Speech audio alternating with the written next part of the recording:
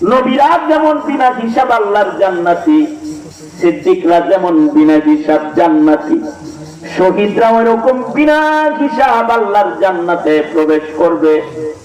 যারা নিজের জীবনকে আল্লাহর জন্য উৎসর্গ করবে তারা বিনা হিসাব আল্লাহর জান্নাতে প্রবেশ করবে। নবীর মুখে ঘুমাইছে, এর কে মারল রে?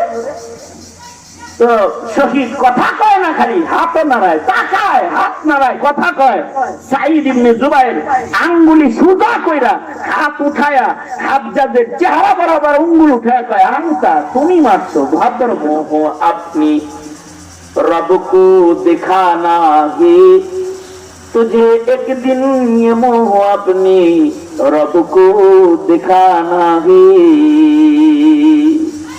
ভুলে যেও না, তোমাকে আল্লাহর কাছে যেতে হবে এবং তোমার স্রষ্টার আদালতে তোমাকে দাঁড়াইতে হবে। এই জন্য এই পুটলাটাকে বড় করতে হইব। এই বড় পুটলার মানুষ মুমিন পাওয়া কঠিন, দাবিদার মুমিনই বেশি।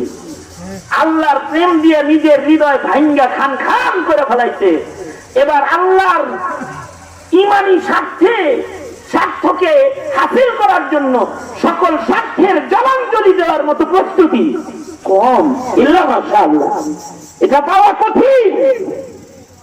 কিন্তু যদি কেউ এরকম হয়ে যায় তখন তার নাম উপরের স্টেজের দিকে চলে যায়। আল্লাহু আকবার বলেন।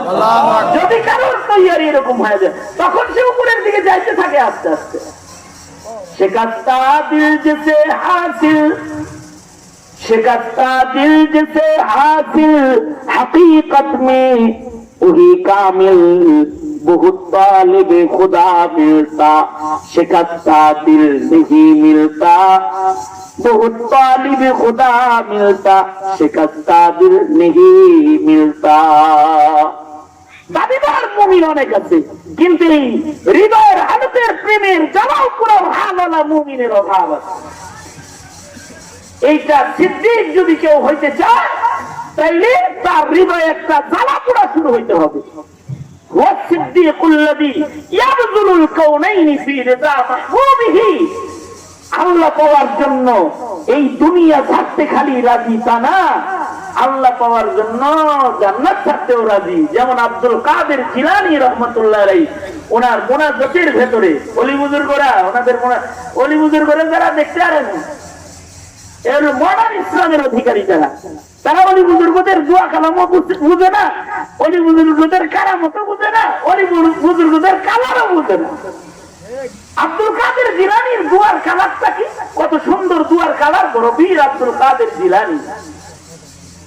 আব্দুল কাদের জিলানী রহমাতুল্লাহ আলাইহি এমন সিদ্দিক ছিলেন, এমন সত্যবাদী ছিলেন যে উনার সত্যবাদিত্বের প্রশংসা ওনার বাচ্চাপনে আছে, ওনার ছেলেবেলায় আছে। একেবারে মা যখন কেবল ওনাকে মাদ্রাসায় পাঠাইতেছে তখন বলে দিছে, যাও ইলম হাসিল করতে যাও গা, সিদ্দিক থাকবা, সিদ্দিক সত্যবাদী, এইবার সত্যবাদী, কারোর সামনে কোনোদিন মিথ্যা কথা বলবে না।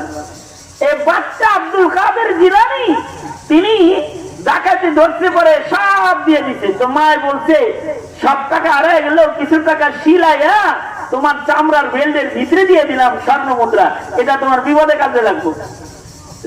ডাকাতি সব লয়ে গেছে, সবাই দুশ্চিন্তাগ্রস্ত, কিন্তু আব্দুল কাদের জিলানীর তেমন কোনো পেরেশানি নেই।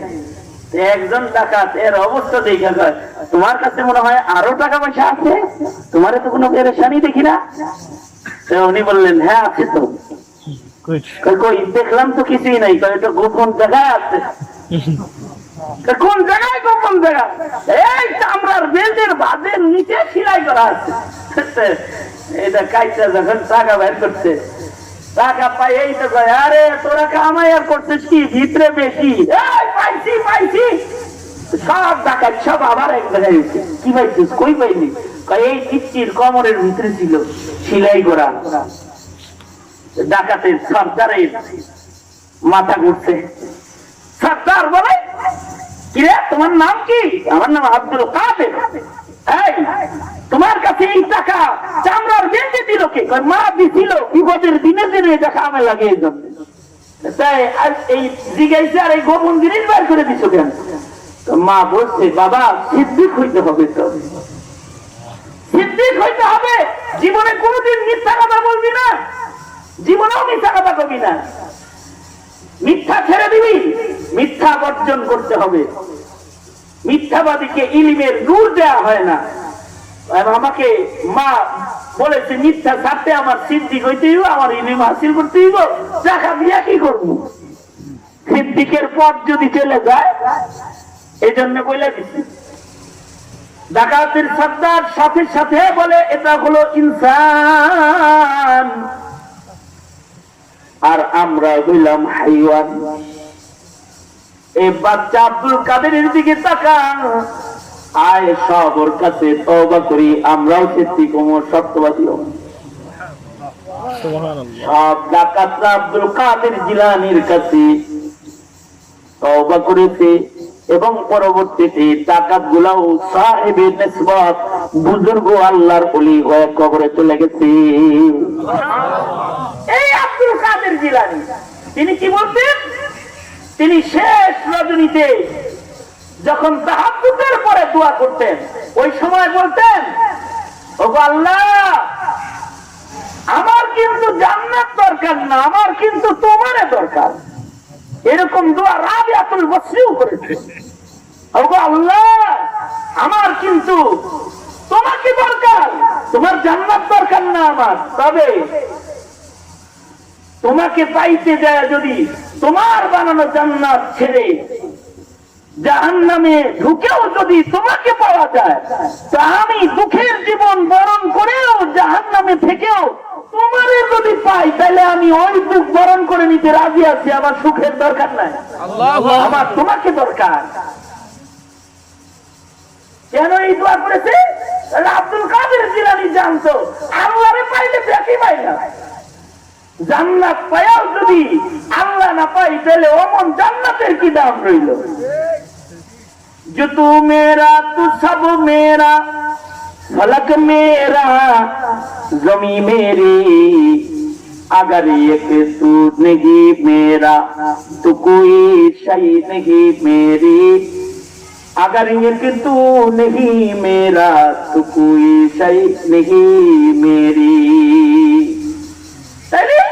হৃদয়ের ভান্ডারটাকে এই পরিমাণ বানানো চাই যে আল্লাহ পাওয়ার জন্য সব জলাঞ্জলি দেওয়া যায়, আল্লাহ পাওয়ার জন্য জীবনের সর্বস্বকে জলাঞ্জলি দেওয়ার মতো মেজাজ যাদের এসে যাবে, এই মানুষগুলো দোজখী না, এরা জান্নাতি মানুষ হয়ে যাবে। আল্লাহু আকবার বলেন।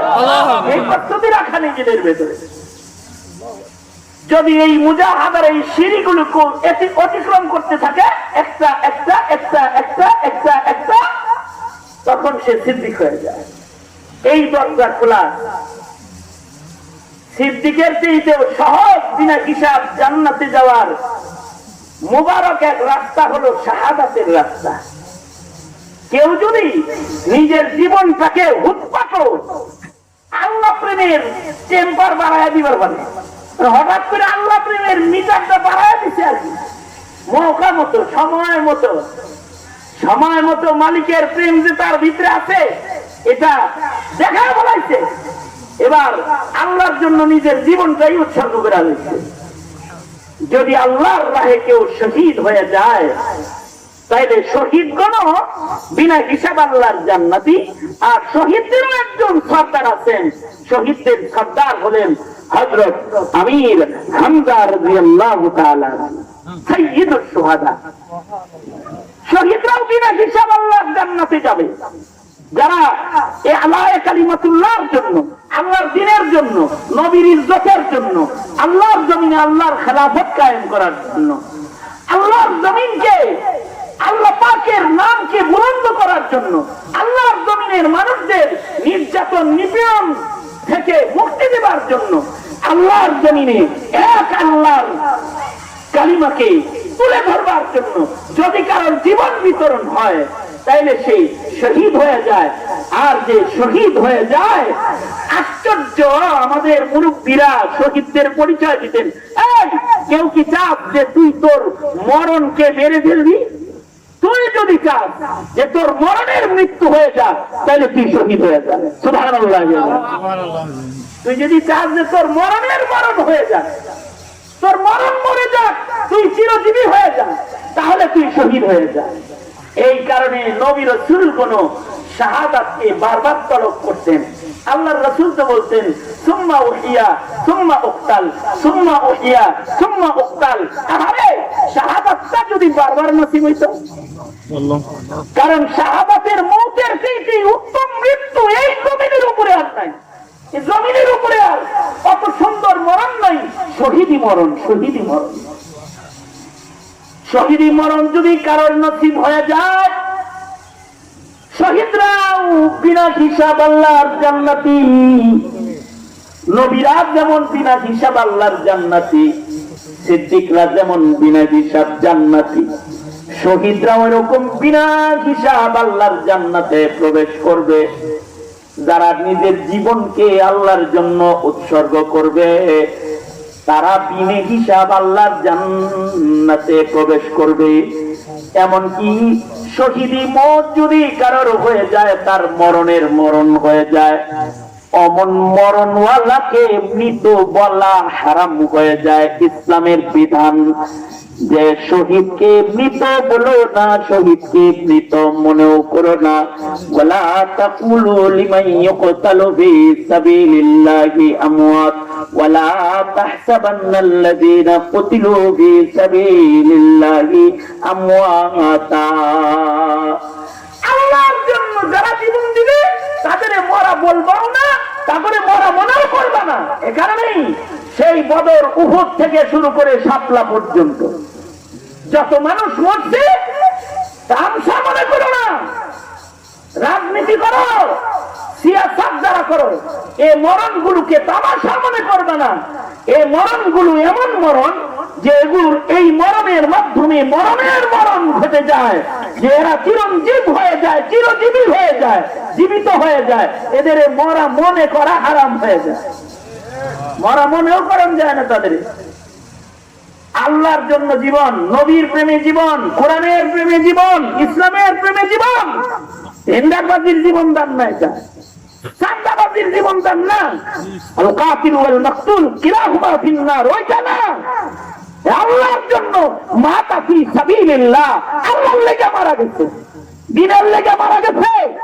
মার্কার লেগে অনেক লোক মারা যায়, দলের লেগে অনেক লোক মারা যায়, নেতার লেগে অনেক লোক মারা যায়, কিন্তু কিছু লোক আল্লাহর লেগে মারা যায়, নবীর লেগে মারা যায়, কাবার লেগে মারা যায়, কোরআনের লেগে মারা যায়, এর জন্য মারা যায়। তাদের মওত বড় দামি মওত হয়ে যায়, এরা জীবিত হয়ে যায়, মরণের মাধ্যমে এরা জীবিত হয়ে যায়। এ কারণে মরণের পরে তারা কথা কয়, মরণের পরে হাঁটাচলা করে, মরণের পরে হাত নাড়াচাড়া করে, মরণের পরে চোখ খুলে তারা আল্লাহু আকবার। শারহুস সুদূর ফি আহওয়ালিল মাউতা ওয়াল কুবুর, জালালউদ্দিন সুয়ুতী রাহমাতুল্লাহ আলাইহি আজাইব ওয়াকিআতের কিতাব লিখছেন যে মরার পরে কি হয়। এর ভিতরে শহীদদের অনেক কথা আছে। তারপরে আকাবিরদের শাহাদাতের যে সকল জীবন্ত একেবারে সহিহ সনদে বর্ণিত ওয়াকিআত আছে, যেমন হযরত সাঈদ ইবনে জুবায়ের, যিনি জালেম হাজ্জাজের নির্যাতনে শাহাদাত বরণ করেছিলেন। হাজ্জাজ ইবনে ইউসুফ সাঈদ ইবনে জুবায়েরের মাথায় হাত দিয়ে আতায়ার কয়, আহারে নবীর মুখে ঘুমাইছে, এরে কে মারলো রে? তো শহীদ কথা কয় না, খালি হাত নাড়ায়, তাকায়, হাত নাড়ায়, কথা কয়। সাঈদ ইবনে জুবায়ের আঙ্গুলি সুজা কইরা হাত উঠায়া হাজ্জাজের চেহারা বরাবর আঙ্গুল উঠায়া কয়, আনতা তুমি মারছো, ভাবছো কেন? তুমি মেরেছো আমাকে। ইসমাইল শহীদ রহমাতুল্লাহ আলাইহি শাতিমে রাসূলকে হত্যা করেছে।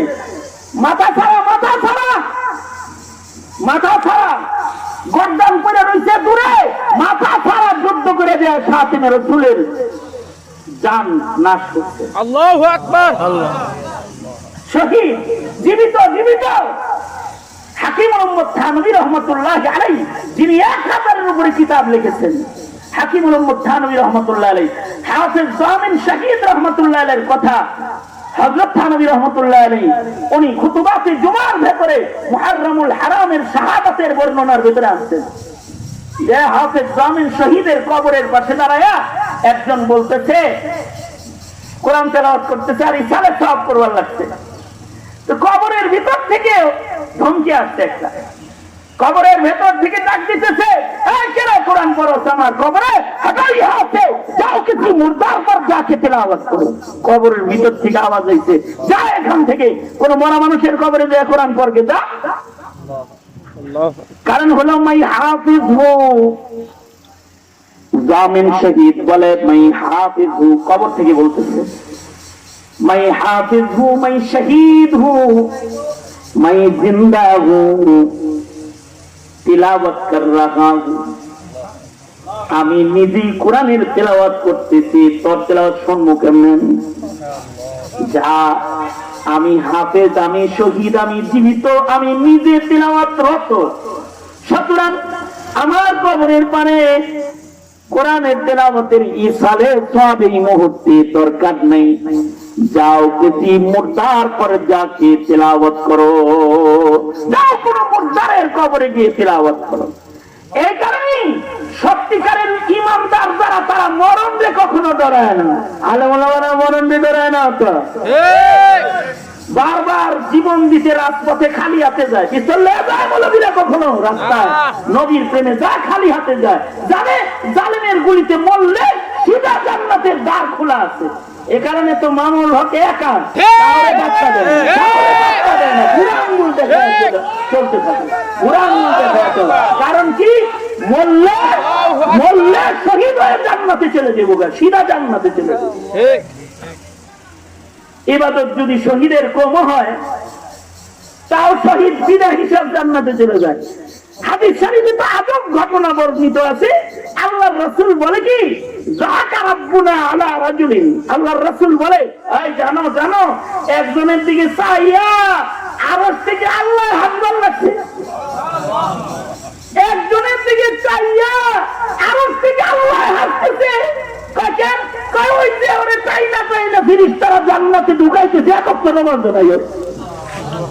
কারণ কি, সকাল বেলায় কালমা পড়ছে, 10টার সময় যুদ্ধের আযান শুনছে, যুদ্ধের ময়দানে গেছে, জোহরের রক্ত এখনো আসে নাই, এক ওয়াক্ত নামাজ তার উপরে ফরজ এখনো হয় নাই, আল্লাহর প্রেম সাগরে ডুব দিয়ে জীবনটাই দিয়ে দিচ্ছে আল্লাহর জন্য। বাস, ফেরেশতারা সাথে আল্লাহর জান্নাতে লেগে গেছে। এই কারণে বুড়ারাও শহীদ হইবার চান। আহমদ শফি সারা জনম শহীদ হইতে চাইছে, মরানোর আগেও শহীদ হইবার চাইছে। খতম নবুয়তের জন্য নিজের জান দিবার পারি হুইলচেয়ারে বসে নূর হোসেন কাসেমি শাহাদাত বরণের জন্য কামনা করেছে। জুনায়েদ বাবনগরী উঠে দাঁড়াইতে পারে না, হুইলচেয়ারে চলে, কিন্তু যদি বলে যে খতমে নবুয়ত বাংলাদেশে প্রতিষ্ঠা হবে, কিছু জীবন লাগবে, 1 নম্বরে কারা কারা দিবা? ওই লুলাগুলা কইব আমরা 1 নম্বর, আমরা 1 নম্বর বলবে। কারণ কি, কারণ জীবন দিলে সুজা জান্নাত, সুজা জান্নাত। মুহতারাম হাজিরিন, এই জায়গায় তো নাম লেখানোর সুযোগ আছে। আশ্চর্য গণতন্ত্রের রাজনীতির ধোঁকায় পড়েছে বাংলাদেশের নবপ্রজন্ম। এরা মার্কার জন্য, কুফরি তন্ত্রের জন্য জীবন দেয়, নবীর কথা মুখ দিয়েও কয় না, নবীর কথা বলে না। কপাল পড়েছে ওই জাতির, কপাল পুরা ওই জাতির যাদের ভেতরে ইমানি জ্বলন পূরণ নাই, জ্বালাও পুরা হালত নাই। তবে আজ এই বাংলাদেশের মাটিতে ইমানের জন্য জ্বালাও পোড়াও আছে, এখনো আছে বাংলাদেশে। যারা গায়ে রক্ত থাকতে এই দেশের নাস্তিকদের হুকুমত কায়েম হইতে দিবে না। নাস্তিকরা কল্পনা করতে পারবে নাস্তিকের হুকুমত শাহজালালের মাটিতে হবে না, হবে না। এখানে ইসলাম থাকবে, আর কিছু থাক আর নাই থাক, ইসলাম থাকবে, মুসলমানরা থাকবে। রাজনীতি করতে যে অনেকে বলে যে পাকিস্তান যেতে, পাকিস্তান যাবে কেন? বাংলাদেশ স্বাধীন করেছে মুসলমানেরা ইসলামের কাজ করার জন্য, ধর্মীয় স্বাধীনতার জন্য, জুলুম আর অত্যাচার থেকে জমিনের মানুষকে বাঁচানোর জন্য। তোমাদের রবের ইসলাম ভালো লাগে না, তারা অন্য কোথাও চলে যাও, যাও অন্য কোথাও যাও, মুসলমানরা পাকিস্তান যাবে না। মুহতারাম হাজির, সুতরাং দিলের ভেতরে এই জ্বালা পোড়াওটা, এইটা কিন্তু ইমানি দ্বারা জাতকে বুলন্দ করার একটা মহাহাতিয়ার। আর বিনা হিসাবে শহীদদের পর পর যারা জান্নাতে যাবে তারা সালেহীন, যাদের নেক বেশি, নেক তো আসলে কইরা ওজনের পালা বড় করা মুশকিল। এ কারণে এই যে কালিমাতান হাবিবাতান সাকিলাতান ফিল মিজান, মিজানের পালায় এগুলো ওজনদার, এগুলোকে ধরন যায়। এই যে রমজান আসতেছে, এক নফল করলে ফরজ হয়ে দিব, ফরজ করলে 70 গুণ বেড়ে যাইব। এই ইবাদতের মৌসুম কাজে লাগায় সহজে সালেহীন হওয়া যায়। আবরার হক রহমতুল্লাহ বলছেন যে 60 বছর সাধনা করে কেউ কোনোদিন সালেহীন হইবা, এটা কঠিন এই জমানায়। সুতরাং কমস কম রমজান সাধনা করো, কমস কম বেজর রাত সাধনা করো, কমস কম গুরুত্বপূর্ণ সময়গুলোর সাধনার মাধ্যমে নিজেকে সালেহীন বানাইবার সুবর্ণ সুযোগ আর অফার গুলোকে গ্রহণ করো। তো আমি আপনাদেরকে বলবো যে আপনারা আমরা সবাই মিলে আসন্ন রমজান কাজে লাগাইবার শপথ করি, ইনশাআল্লাহ বলেন। ইনশাআল্লাহ। আওয়াজ করে বলেন ইনশাআল্লাহ। তবে নিজেদের ভিতরে নবীর প্রেম, আল্লাহ প্রেম যে ন্যূনতম আছে এটা প্রমাণ করার জন্য আল্লাহর রাসূলের সুন্নতের ইত্তিবা করব, ইনশাআল্লাহ বলেন। ইনশাআল্লাহ। এই নারীদের হায়াত পরিবর্তনে, নারী জাতির ভবিষ্যৎ সুন্দরকরণে এই মাদ্রাসা, এই সব কিছু মিলে দিনের এই মহান একটা কাজ যে এখানে মহিলারা বুখারী শরীফ পড়ছে, এইটা আঞ্জাম দিতে গিয়ে কত মানুষের কত কুরবানি এখানে আছে। আজকে বুখারী শরীফের শেষ হাদিস খতম হয়েছে এই বরকতি মজলিসটাকে মুনাওয়ার করতে এবং এই বরকতি দিনের বরকতি সময়ে নিজের নামকে একটু অলঙ্কিত করতে, সুসজ্জিত করতে, সুন্দর জায়গায় রাখতে আজকে এই খতমে বুখারী মাহফিলে কেউ কি এমন আছেন যার নামটা লিখতে পারি?